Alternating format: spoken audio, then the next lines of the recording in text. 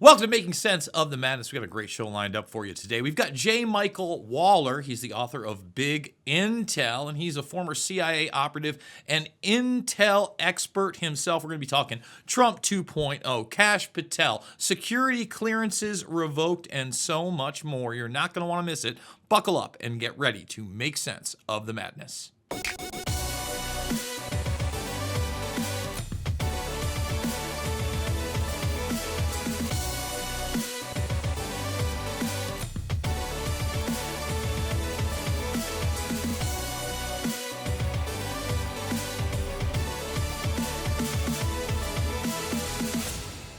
And we are back. He is the author of Big Intel, How the CIA and FBI Went from Cold War Heroes to Deep State Villains. We are with J. Michael Waller. Thank you so much for being with us.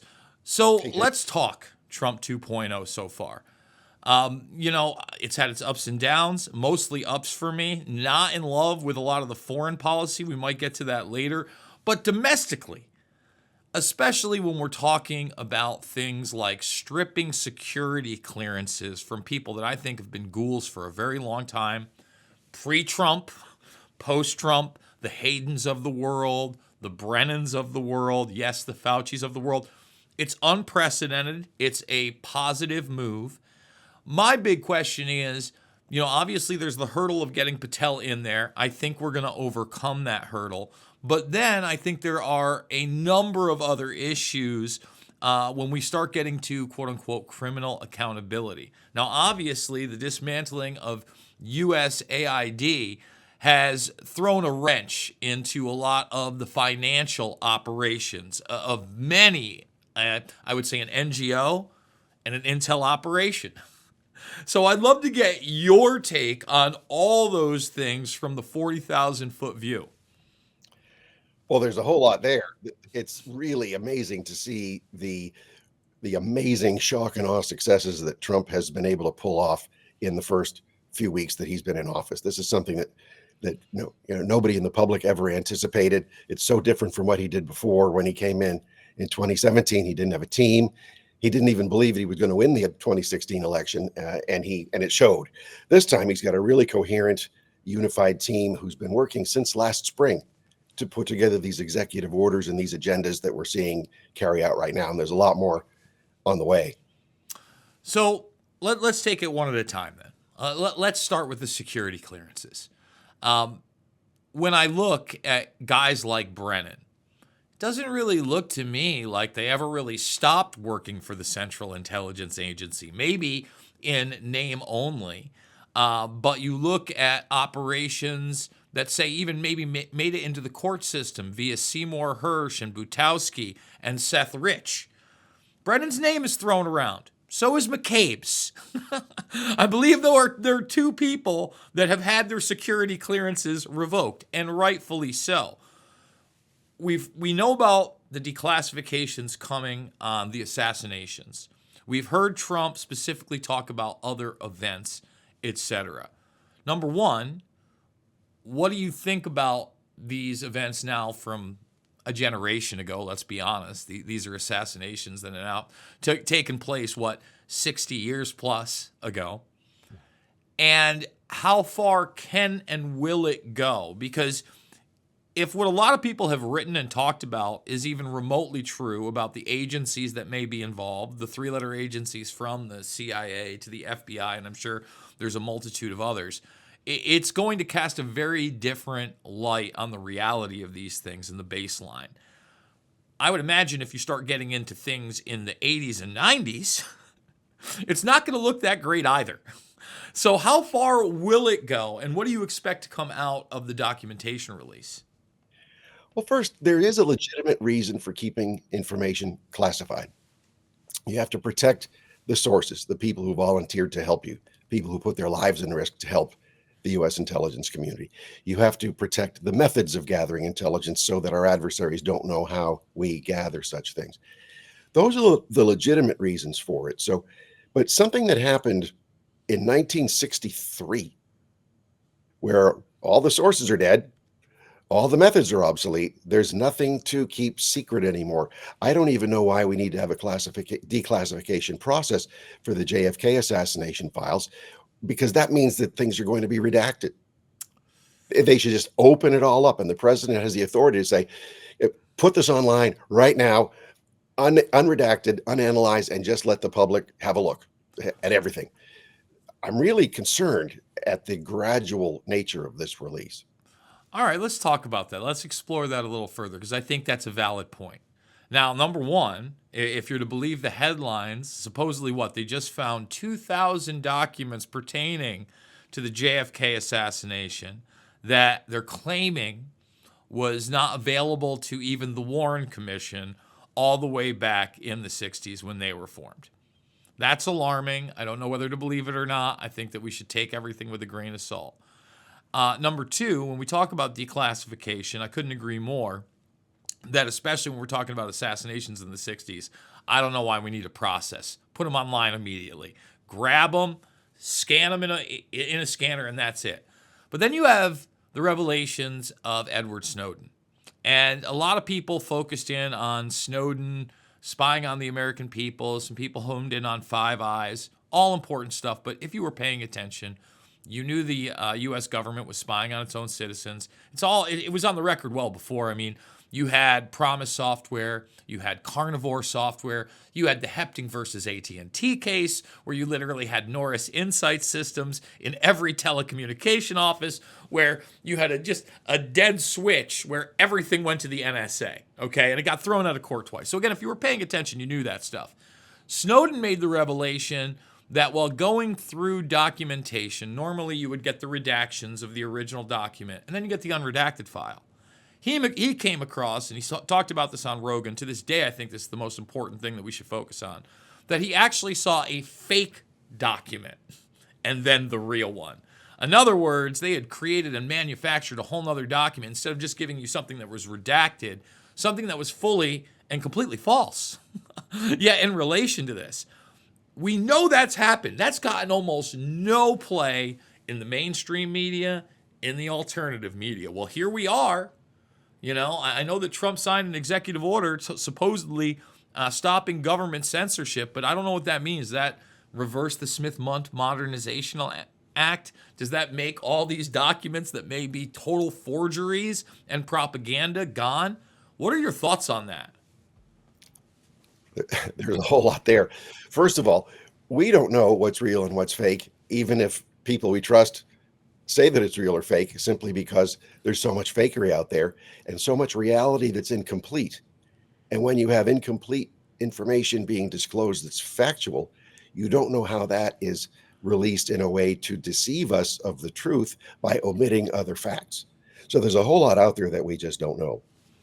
Well, I think there's a multitude out there. So if that is the case, and like I said, we have the 2,000 documents, we have this process out there. I'll be honest with you, Jay, I'm not in love with the person they've put in charge of the process. No offense, everybody. I get it. She's a MAGA influencer. Let's just say that the profession of stripping, you have a questionable morale.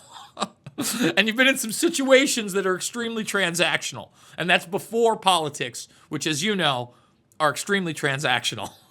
I would have really liked to see someone like a Thomas Massey in there. Like, give me someone that's going to read it and be like, no, we need to put all this out right now. Yeah, well, as far as people's personal foibles or pasts or whatever, what matters in the intelligence world is, can you be blackmailed for it? If you're well, what do you public about it. think? All right, so there's a great thing. When you're in that kind of a profession, I don't know, do you think there's some arenas of blackmail out there? Well, but if you're kind of open about it and sort of West Coastish about it, or it almost doesn't matter because there's nothing to be kept secret. Except So she's made denials about it. She says she wasn't that. I mean, and again, this is a woman who also changed her name for politics. Again, I like a lot of what this administration has done prima facie. Let's see the results of it, right? So, Yeah. so for instance, when you said it was there was a lot there, and there is always when I go on a rant. But when we're talking about, for instance, this executive order that's supposed to take government out of censorship, yeah, it sounds great on its face. What do you think it actually means? And to actually do that, what do you have to do to the system to bring back freedom of speech and really a meritocracy of speech, I would argue, in the digital realm, where you could say Musk is free speech. There ain't no meritocracy on X. That's very open. They have got algorithms. They pick winners and losers just like everybody. By the way, free speech, pretty damn low bar. Okay? Pretty low bar, in my opinion. So when we are talking about the executive order, free speech, big tech, what does it really mean, and how would we go about actually fixing that problem? Yeah, well, this gets to the point. What do you mean by free speech? Everybody knows Trump's intent. Only an idiot or a dishonest person would mistake Trump's intent about free speech. But then you interpret, well, what about public safety? What about privacy? What about security? A lot of these points are valid points. A lot of these points are manipulated for ulterior motives. So we really don't know. If something is classified information, that's not free speech. And if you disclose it, you're breaking the law, potentially committing a felony. Not to mention helping our adversaries or at least harming our own nation as a whole. So where's free speech there? The Germans have their own idea of free speech, but then they've always been a bit weird on the issue. The British don't really have free speech. Their system over there is. I was in court in London on a defamation case, and my crime was telling the truth. And the truth is not a defense if it defames the person whose truth is being exposed. So we lost the case. But luckily, we have a First Amendment here. So the plaintiff who sued us couldn't collect any damages from us because we're protected by the First Amendment, where we do have free speech. So free speech means a lot to a lot of people, but I think everybody knows what Trump means when he says no more government censorship. Well, I think we know what listen, I'm not trying to say that the guy's trying to be deceptive. I said it the first time around. I think he went in there in 2016 thinking he was going to wear a Superman cape and really drain the swamp. I really do. I believe that. Was not ready for everything that actually occurred. And quite frankly, many of his picks were super duper establishment. Yeah. From, all the way up to Bill Barr, but from Mattis to Bolton, there's a big difference this time around. All right. Number one, he absorbed what I would say was his only legitimate opponent and made him the HHS secretary, which was a curveball I wasn't ready for, 6 months ago, 9 months ago, when he was still in there. I think that's a positive. Tulsi Gabbard, DNI. If you talk to me all the way back in 2016 when she ran, 2020, I would have liked to see, obviously, the same thing, her winning the primary system there, not being smeared. If you go back to 2020, she got like 7 minutes in a 2-hour debate and still eviscerated Kamala Harris so badly that she had to drop out. You want that woman in there. Those are big moves. But when I say what does it mean, it's all right, what's actually going to happen? So let me give you an example. Missouri versus Biden, for instance, we get the first time that you have a state Supreme Court look at the collusion between government and big tech openly, and they're like, oh my God, this is totally against the First Amendment. They rule that. Our federal Supreme Court steps in, I think maybe within a week of that judgment, says, hold up. Let's not put anything into play. They don't tell us when they're going to take a look at it. They decide to, put it on the agenda. And I'm a dummy. I thought because the state Supreme Court actually looked at the evidence of the case, our federal Supreme Court couldn't get away with the no standing nonsense. Nope. 4-3. No standing. So no one at a federal level has even looked at this constitutionally and ruled on it. So I ask again, I'll ask you this because I don't think we know what actually is going to be done by the Trump administration. It's a pretty short executive order, right? What needs to be done to actually take the government out of censorship via these big companies? Well, one idea might be to take the Missouri case, now have the Trump Justice Department introduce it because they do have standing before the Supreme Court. That's one try. And also for the states never to let up on this because the states, that Missouri case kept the federal government on its toes, and it showed other states that, hey, we still don't have to take this from the central government. Even if we lose in court, we can still fight this. So there's a lot that's still there. In terms of censorship, though, there's a whole industrial complex behind censorship, as we've seen. It's been revealed. Much of it's been exposed, but there's still more out there. And even where you don't have orders coming from somewhere, you have a mentality among bureaucrats, among prosecutors, among FBI, CIA, big tech, big media, you name it, that censorship is still okay because they're doing it for the greater good, or they're doing it because so-and-so is a bad person, or low quality stuff, or, hate speech, whatever that means. And, too straight white Christian male to be really tolerated in a real American society. Whatever the excuse is, someone's going to have an excuse. And a lot of those excuses are sincere. They're not malicious. We would take them as malicious because we're on the receiving end. But let's say, internally, these folks really think they're doing the right thing, even though throughout history, people have thought the right thing and have led their countries to terrible ends. So this has to still be fought.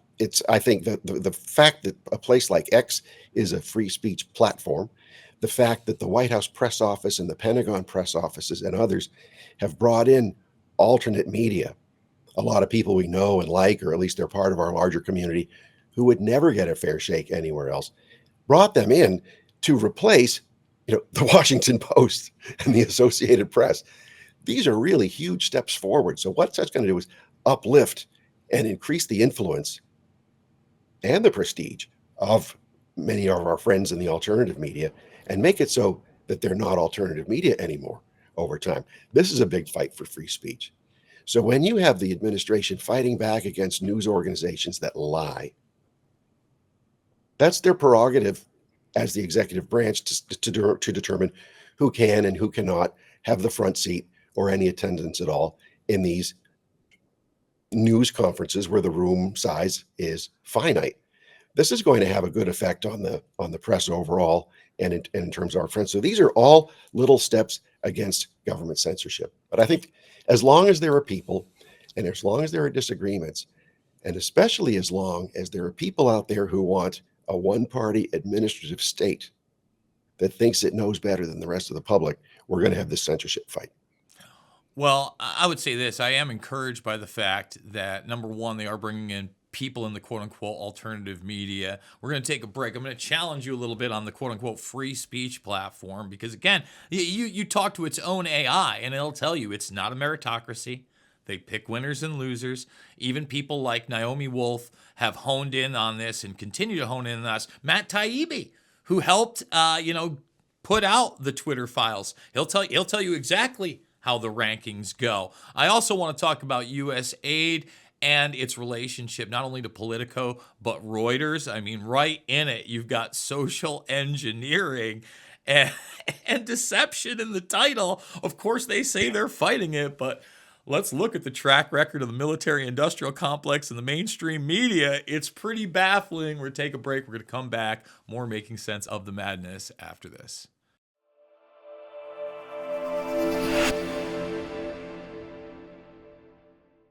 Everything you're showing us, Steve, I'm looking at it going, I want one of those. I want one of those. And I think you guys are too. So don't forget to go to the Patriot TV store and you can see all of Steve's Made in America shirts and just everything. Shirts, hats, socks, sunglasses, you name it, workout gear, you've got everything. So we're going to bring some of our other people back again to show you some of the other items. Okay. And we keep changing so you get a good idea of what we carry. Yeah, I mean, exactly. Look at the variety and look at the choices you have. Today's guest again was Steve Stern of the Flag Shirt Company. And again, they've been in business over 70 years. High quality products, fast delivery, and amazing customer service. So for any reason something doesn't fit, you can send it right back. And again, I'm going to say it one more time, the Patriot TV store. You've got to go to Patriot TV store and get your items now.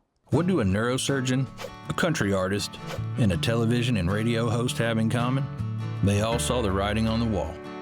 Big banks sharing your financial information with big government. Join them as owners in Old Glory Bank.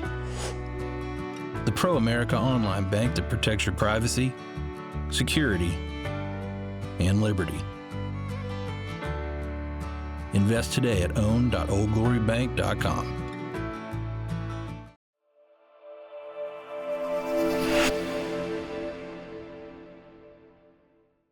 And we are back with J. Michael Waller. The book is Big Intel, How the CIA and FBI Went from Cold War Heroes to Deep State Villains. So let's talk about it a little bit on X before we get into the USAID, Reuters, Politico stuff. You know, I've done live streams because, number one, social media in general, especially platforms that allow video and commentary. It used to be an open platform where you'd put your stuff out. There was a meritocracy there. For instance, Google didn't always own YouTube.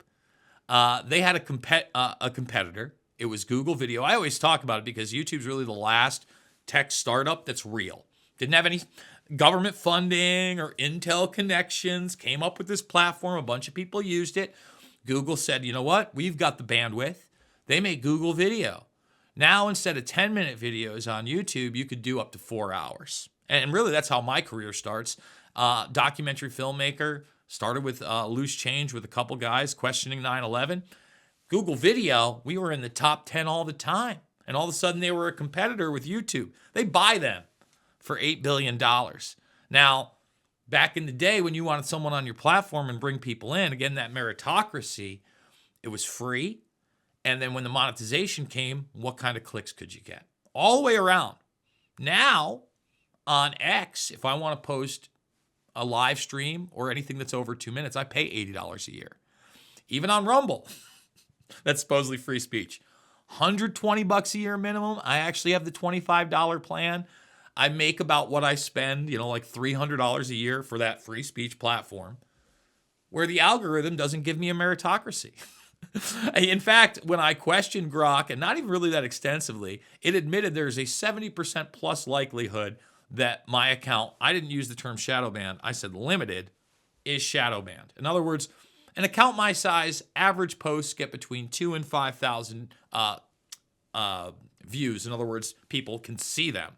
Not my page, I get about a fifth of that. And when you start looking at the algorithm, it'll tell me, oh, well, you talk about controversial topics. Doesn't matter if I'm right or not. I'll give you another example. For instance, it cited the fact that I have for years called Conor McGregor, one of the biggest sports stars out there, a brutal, violent serial rapist.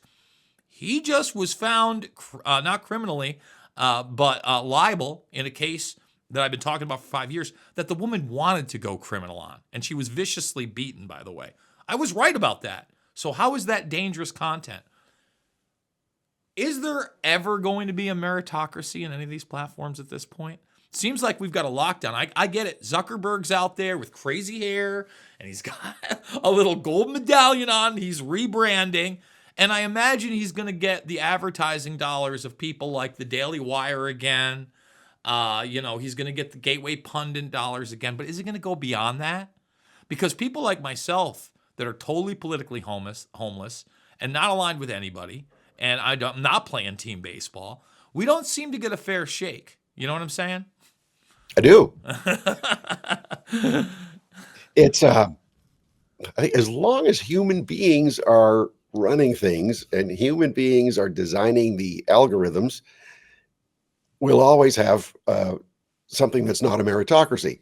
But we don't want AI designing its own algorithms either for such meritocracy, because it'll never exist. So we'll never have a real meritocracy.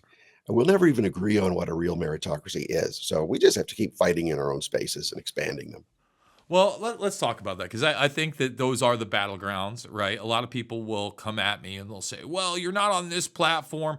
I've been doing this since, 2005. So I've been on like over a dozen, maybe a dozen and a half, quote unquote, platforms out there. Half of those they no longer exist, right? Like I remember blip.tv. A lot of people don't remember any of these things. What was it? Before it was Ustream, which was on Joe Rogan, was the original thing. I mean, Spotify is by the guy that created Napster. Like when you look at the evolution of these platforms, only if they're absorbed by big tech have they really been able to make it. I mean, look at Instagram. Again, Meta. We're down to like 4. And Google, again, look at their history. I mean, the original search engine that was used by Brin and Page was funded by the National Library Initiative via NASA and DARPA. They thank them when they won that contest. So, I mean, if there's not going to be a meritocracy, and the companies that we are talking about, you just mentioned AI, are moving towards AI, and that AI is garbage in, garbage out, again, narrative driven, what kind of chance do we have in our own spaces? I mean, when we're talking about grassroots, do we actually have to start getting on the ground again and going from town to town, city to city, neighborhood to neighborhood? I think a lot of that's been lost. You know, again, even with the loose change days, yeah, you could send somebody a link, but there were people on the ground that had burned DVDs, or we sold stacks of DVDs that were outside of the case that literally handed them out to people, you know, when people had DVD players. So, Yeah, still do. well, some people do, but there's When they cut off our streaming, I want to make sure I have everything on DVD. Well, that's, So believe look, me, go ahead. Jason, it's like anything else. The freest markets are generally the underground markets. Uh-huh. Whether it's for better or for worse, that's where the meritocracy is. Unfortunately, a lot of them are criminal meritocracies, and they hurt people. But a lot of them are good meritocracies. So you'll have free speech driven underground, as it has in the past, in the ancient past. Even look in the biblical history, there was, freedom was driven underground. So that's always going to happen. So we always have to find ways around it and to skirt it. And there'll always be plenty of really good free speech people who are going to get an offer too good for them to refuse. And then others who don't sell out, don't try to cash in, they remain in the margins. Look at Gab, for example. They're trying really hard, but they can't get traction. BitChute, which has been around for way longer than Gab, there's another one. If you're talking about video platforms that are free speech, BitChute's been around forever. In fact, I remember when one of the CEOs, the lawyer from Parler, ended up starting to work for them like a little over a year and a half ago. You never hear about BitChute. You never hear about Gab. You never hear about Minds, etc. The ones that I think are genuine in their pursuit of a meritocracy, right? Yeah. Because a lot of people will say Even Rumble. MeWe, MeWe trying to go up against Facebook, there you're not the product in MeWe. You pay a monthly fee for your free speech, which is okay as long as the speech is really free and they're not using you as spyware. But that can't get any traction either. I totally agree. When we talk about something like USAID, what's your viewpoint there? Because, we hit a couple of things, and I get it.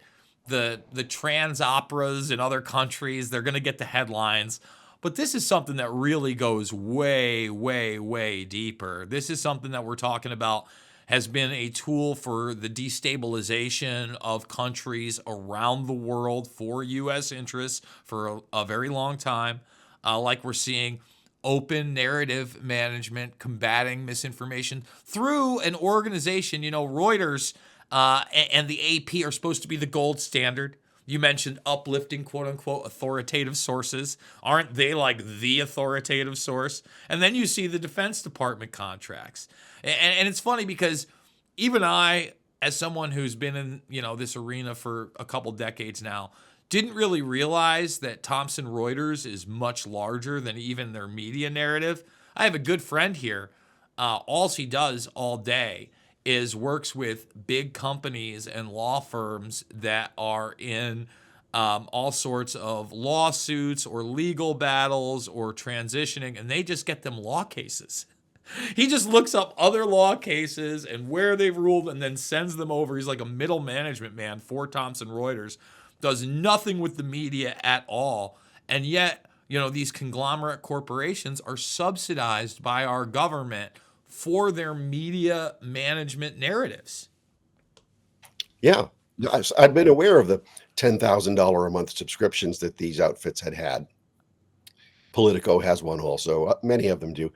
But I thought they were for just big law firms that would then, push the costs over to their clients, and the American taxpayers getting soaked when the federal government is either hiring those firms to prosecute or, the firms are somehow involved in gobbling up our tax dollars. I did not know that USAID and these other agencies that have no need for these services at all were buying them in large numbers anyway, just to subsidize them. It's pretty amazing what's come to light under this administration in the last, I guess we're not even a month deep. We're pretty close to it at this point. The media obviously has been attacking. That was something I think that has been expected. But we haven't seen any mobilization on criminal prosecutions yet. There's been some chattering about impeachments. Okay, still not seeing that. I haven't forgotten the assassination attempts on Trump.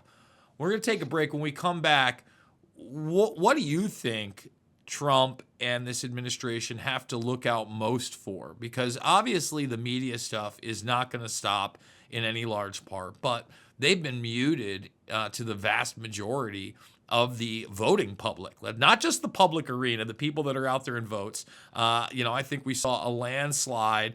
And honestly, I think in 2020, obviously, Trump won as well. A lot to discuss. We're going to talk about it on the flip side here. It's making sense of the madness.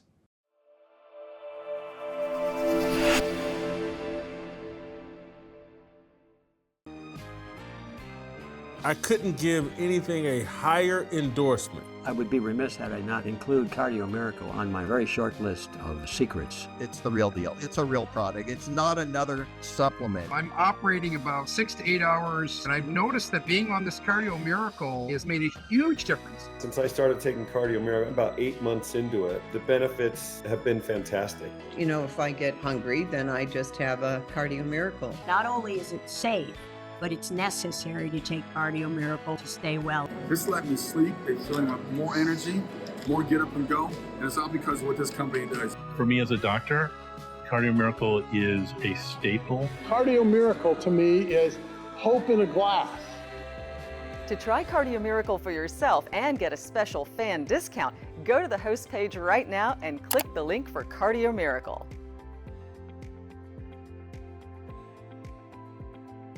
What do a neurosurgeon, a country artist, and a television and radio host have in common?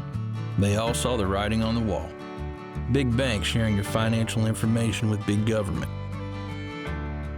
Join them as owners in Old Glory Bank, the pro-America online bank that protects your privacy, security, and liberty. Invest today at own.oldglorybank.com.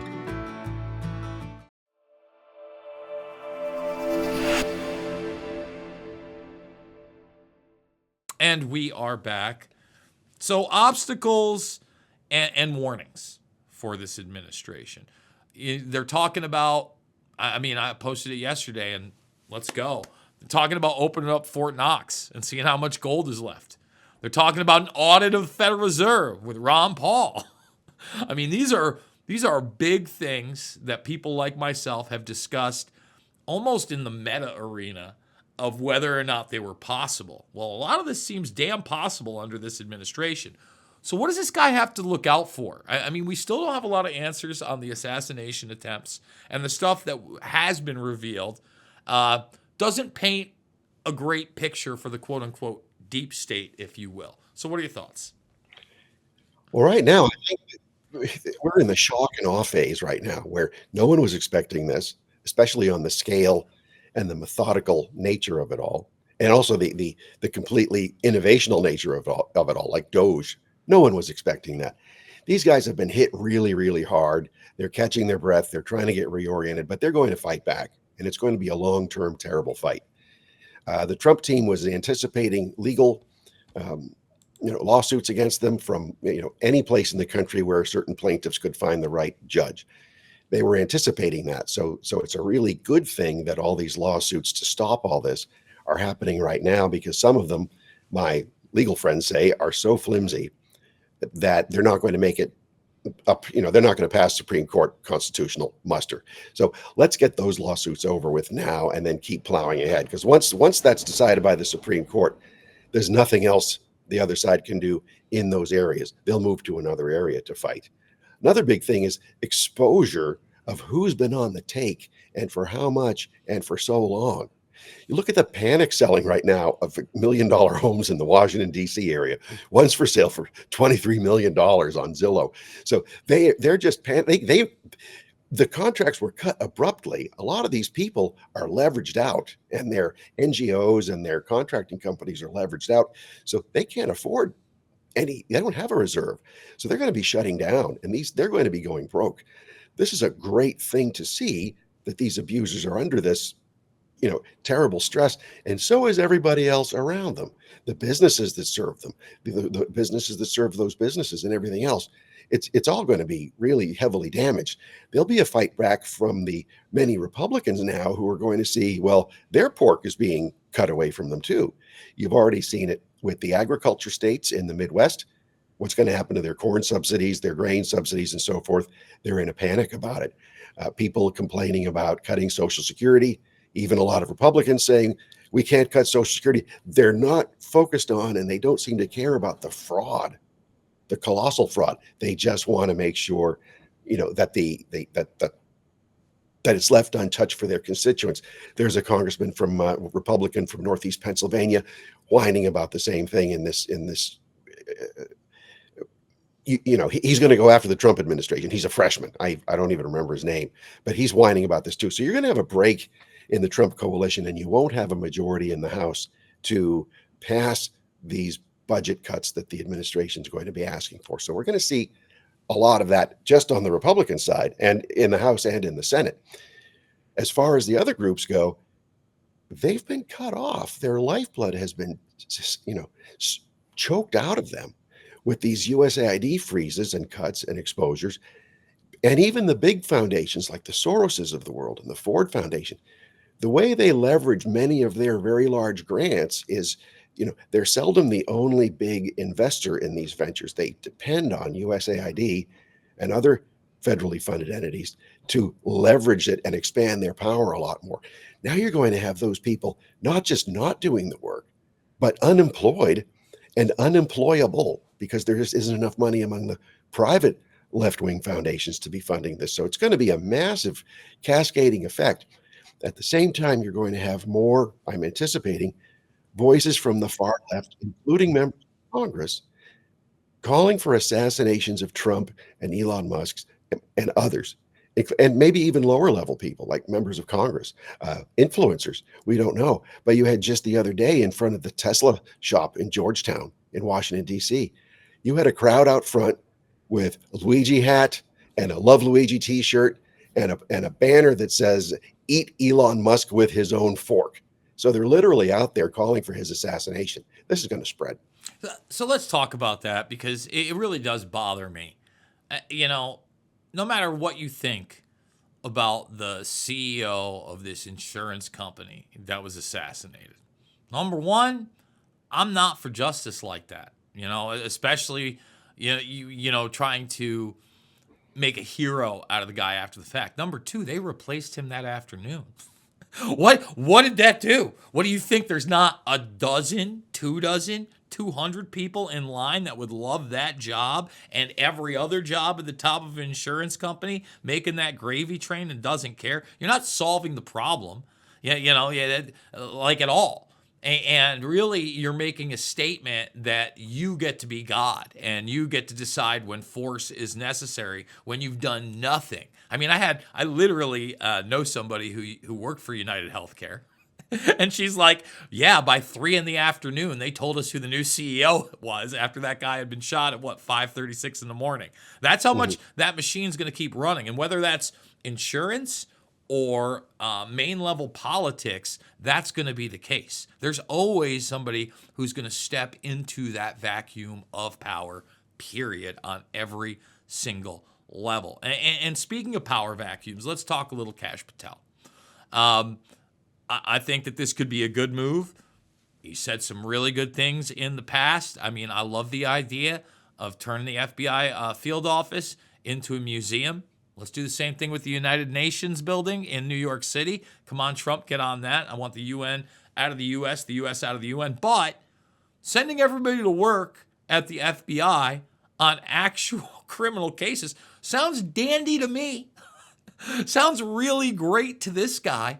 I would also, as much as I like Kristi Noem and her at the head of Homeland Security just for the immigration factor, I don't want the Department of Homeland Security.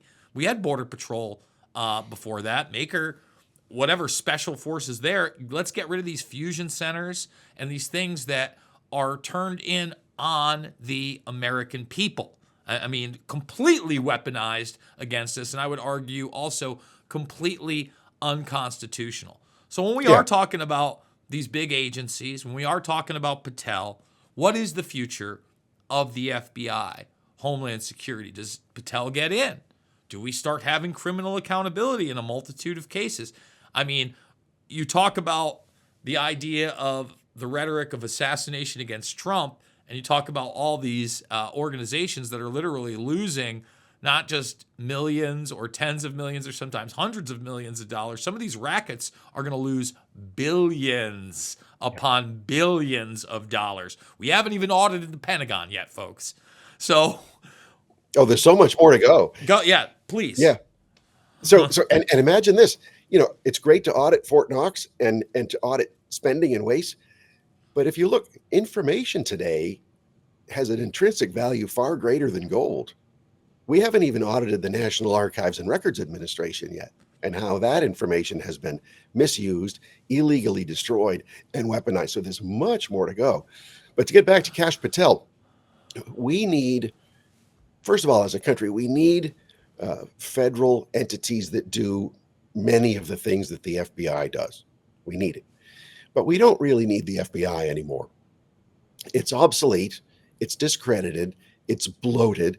It's not just bad people at the top. It was made top heavy after 9/11 and then politicized. But the career path in there has been such that the people elevated up in the system over the past 15, 18, 20 years have been careerists. They're there to get a name for themselves professionally and to get all the way to the top to the senior executive service. They're not there to do the jobs that you would expect people who join the FBI to do. So there's been a whole problem with the organization. To have Kash Patel come in, a guy like him with experience as a prosecutor, with experience on the House Intelligence Committee to go after, Russian influence operation rings, overseeing our intelligence community, helping break open the Russia collusion scandal. A guy like him who doesn't want to make friends in Washington. He doesn't want people to like him in the establishment. He doesn't want to join a big law firm and make millions a year just being a sleazy DC Beltway lawyer. He wants to fix something, so he doesn't care. And this is the great thing about a personality like him. He's tough. He's proven. He's got the personal support of the president. He's got a big fan base. And you don't have to question his motives because he just doesn't care what people think. Again, I hope he gets in, and I hope that, we can move towards criminal accountability, because no matter what's been done right now, we haven't seen criminal accountability in the executive for decade upon decade upon decade. And I would argue the last time, again, we saw any kind of criminal accountability was Iran-Contra, and a lot of that was whitewashed, slaps on the wrist, commutes after the fact, pardons after the fact, and a guy like Oliver North, who was made the face of it, who became a millionaire and a radio show host, and that's really not how you discourage that behavior. We're going to take a quick break. We're going to come back. Final segment with J. Michael Waller after this.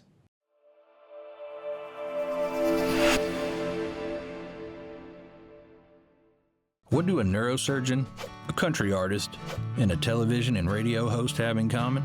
They all saw the writing on the wall. Big banks sharing your financial information with big government. Join them as owners in Old Glory Bank, the pro-America online bank that protects your privacy, security, and liberty. Invest today at own.oldglorybank.com. I couldn't give anything a higher endorsement I would be remiss had I not include Cardio Miracle on my very short list of secrets. It's the real deal. It's a real product. It's not another supplement. I'm operating about 6 to 8 hours, and I've noticed that being on this Cardio Miracle has made a huge difference. Since I started taking Cardio Miracle, about 8 months into it, the benefits have been fantastic. You know, if I get hungry, then I just have a Cardio Miracle. Not only is it safe, but it's necessary to take Cardio Miracle to stay well. This let me sleep, it's filling up more energy, more get up and go, and it's all because of what this company does. For me as a doctor, Cardio Miracle is a staple. Cardio Miracle to me is hope in a glass. To try Cardio Miracle for yourself and get a special fan discount, go to the host page right now and click the link for Cardio Miracle.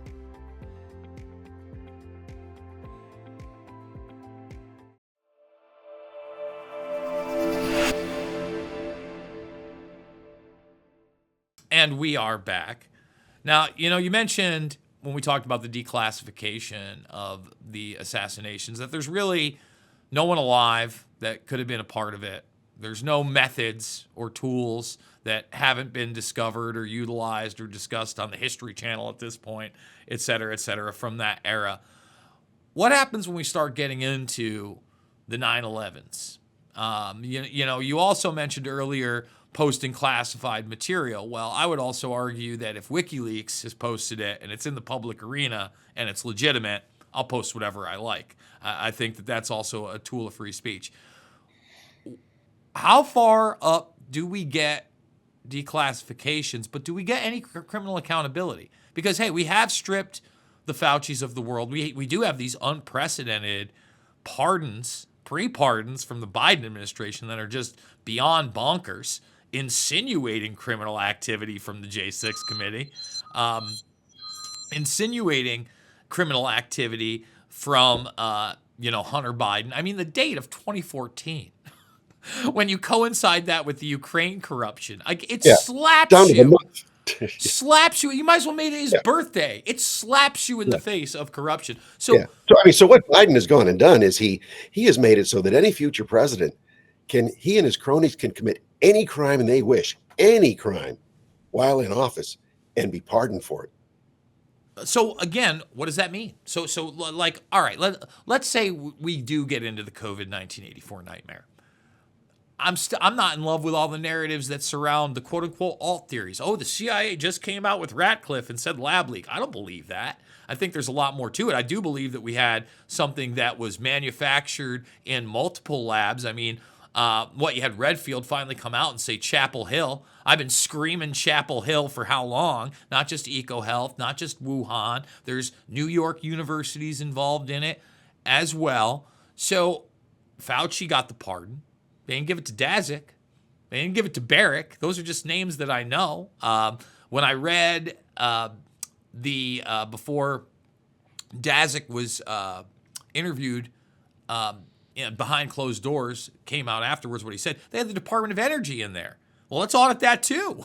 The Department of Energy was also named in this thing. And I know they're talking about those things. But do you suspect that we will get any type of criminal accountability? Because you did just kind of allude to the fact that Patel has that law background. A lot of the mainstream media seemed scared enough where they were publishing those stories of quote unquote retribution. We do have these pre-pardons, and I do believe that, January 6th, among many these other things, were criminal operations. Hell, I had Giuliani on in October of this year, and when I asked him about 9/11, he said declassify it all. After what they did to me, he goes, I'm open to all the conspiracy theories. So do we get that kind of transparency? And again, any criminal accountability in any of these arenas that are much more modern day than these assassinations we discussed earlier? Well, Biden made it harder to get criminal accountability, but he also made it easier in many ways because the people he pardoned can no longer plead the Fifth Amendment when they're deposed or subpoenaed. They're going to have to go through the terrible personal trauma of squealing on all their friends and, fellow co-criminals. So in a way, we can take a bad thing with those pardons and turn them into a good thing. by making those individuals like Fauci, like anybody else involved who got a pardon, turn state's evidence so that others can be prosecuted for this. You need to be able to hold anyone accountable who can be legally accountable. Will we get to the bottom of it? It's been 63 years since the JFK assassination, so maybe not in our lifetimes, but on other things we will. I think we'll also find that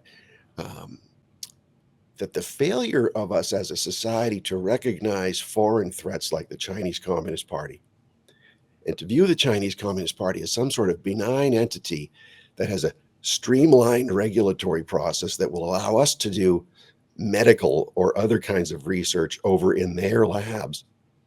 This shows that people literally looked the other way while the Chinese Communist Party was building nuclear weapon systems, electronic magnetic pulse weapon systems, biological weapon systems, with our funding and our assistance through really the naivete and the greed of university professors, of private foundations, of bureaucrats, of the National Institutes of Health, of people like Fauci who were profiting off the patents that they were developing.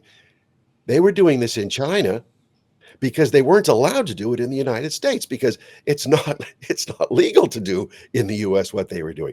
But they were doing it with our tax dollars, and everybody in the loop knew and gave a wink about it and winked at each other and profited from it. These people all have to be brought to justice, because just think, the Wuhan Institute of Virology is run by the Chinese People's Liberation Army's biological warfare forces. You have a 3-star general in charge of that. Her MOS in the Chinese military is biological warfare. 3-star. That shows a substantial biological warfare program. If you have somebody with that specificity wearing 3 stars. So we know they've got a robust program. We know a lot of it's done at Wuhan, and it was done at our expense. Well, I'd just say this. I think that we would disagree on the naivety part of it. I think it's malicious. I think it's intentional. I think they create, that too. Well, they create plausible deniability circles, right? And you just mentioned China. Well, let's talk. And I've talked about Google earlier. There's another great example. Google working with the Chinese government. I remember when Dragonfly came into the press, and Eric Schmidt was confronted by the BBC about them developing a censored internet, and he just punted the football. You know what? I'm not really at Google anymore. I'm at Alphabet. Go ask Brin. No big deal. Well, yeah. I say that at this point, it's not even Chinese-style censorship. It's just censorship. I mean, when you've got the artificial intelligence of Google out there, basically putting out black founding fathers and Nazis, it's oversauce. Like, yeah. You're on narrative management. You're in imagination land. You have total censorship. It is China. Let's be honest with ourselves. So, I mean, that's still, when you look at that company, it's massive. It's got all these other companies under it. It's got Calico Labs and Immortality Division.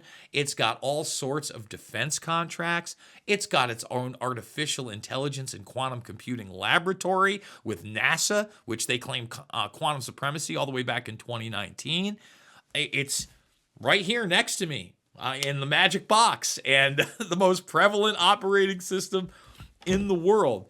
How do you actually combat that? Because Google is just as much a part of China, in my opinion, as it is the United States when we're talking about economics and we're talking about shared warfare, surveillance technology, drone technology, and AI technology. Again, when China can come out with DeepSeek at a fraction of the cost of what we have, can you imagine what their Defense Department is developing with those same engineers, Google technology and code? Yeah. And Google built the Chinese Communist Party's state-of-the-art censorship system. It's not like that is going to be contained.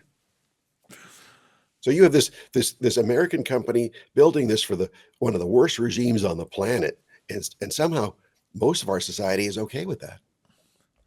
Well, I am certainly not okay with that, Mr. Waller. And I would like to see some very, very large-scale changes. However, under this administration, I think that's one of the big blind spots is, you had Bezos up there. You had Altman, Stargate, Larry Ellison. Even J.D. Vance and his origin story with Peter Thiel. We're talking Palantir. We're talking Lavender AI systems now in use. We're in a very different world where it's not just AI-driven drones, but it's going to be AI-driven robo-dogs. I mean, they commercialized the big dog. They rolled it out quite a bit globally during the COVID 1984 nightmare. I expect a return there. Obviously, military... AI-driven insect drones. You know, these micro drones that can spy on everybody and be eyes and ears everywhere. This is like just inventing the wheel right now. Well, when you say the insect drones, we're also talking the swarm technology where there's a multitude of them acting in unison, and some of them do actually contain explosives. Hell, the CIA had the old Dragonfly drone back in the 70s. That's been declassified for a very long time. I can only imagine the real type of surveillance equipment that they had. Mr. Waller, we've got about a minute left in the broadcast. Let everybody know where they can check your stuff out, get the book, and support your work, sir. Well, you can follow me on X at jmichaelwaller, and then our organization is the Center for Security Policy at securefreedom.org. And then my book, Big Intel, best place to get it is on Amazon because they're not censoring the book. They are, it's the best price. And places like Barnes & Noble have canceled the book at the corporate level, so we don't want to certainly patronize them. It's available in audio and Audible and Kindle and all their other versions. I do like the audio books because I take those long drives, and I bet you can knock this one out, what, like under 10 hours? Yeah, about 10 or 11 hours. It's really well narrated.